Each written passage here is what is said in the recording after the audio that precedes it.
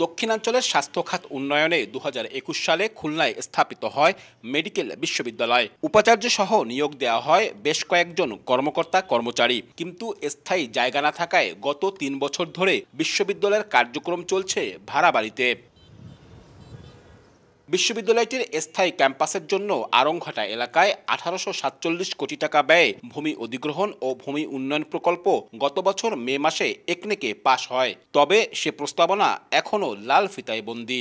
যখন সরকারি আদেশ জারি হওয়ার অপেক্ষায় ছিল, সেই পর্যায়ে প্ল্যানিং মন্ত্রণালয় থেকে আবার স্বাস্থ্য মন্ত্রণালয়কে একটা নির্দেশনা দেওয়া হয় যে এই প্রজেক্টের যে বিস্তারিত তথ্য এবং মতামত চাওয়া হয়। সেই মতামতও আমরা দিয়েছি।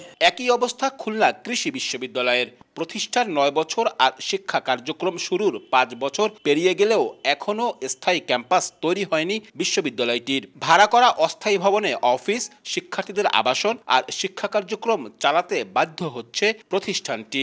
বিশ্ববিদ্যালয়ের স্থায়ী ক্যাম্পাসের যে ডিপিপিটি, এটি বর্তমানে প্রক্রিয়াধীন আছে। এটি আশা করা যায় যে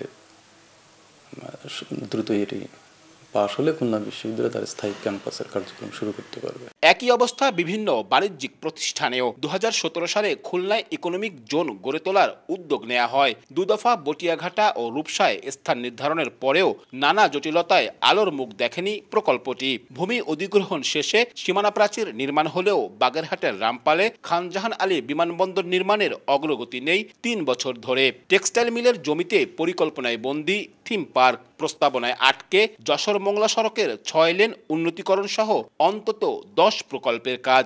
এতে ব্যাহত হচ্ছে খুলনা অঞ্চলের কাঙ্ক্ষিত কর্মসংস্থান ও অর্থনৈতিক অগ্রগতি।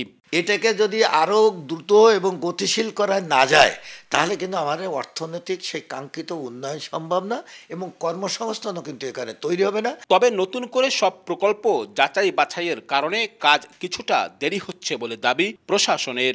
এই প্রকল্পগুলি বাস্তবায়নে বর্তমান সরকারও যে কোনো যদি মডিফিকেশন দরকার হয়, মডিফিকেশন করে যাতে জনগণের আর্থসামাজিক উন্নয়ন হয়, এই বিষয়ে সরকার প্রয়োজনীয় পদক্ষেপ নেবে। বিনিয়োগ উন্নয়ন বোর্ডের তথ্য মতে সবশেষ 2023-24 অর্থ বছরে নতুন করে 16টি প্রতিষ্ঠান এ অঞ্চলে বিনিয়োগের জন্য নিবন্ধিত হয়েছে।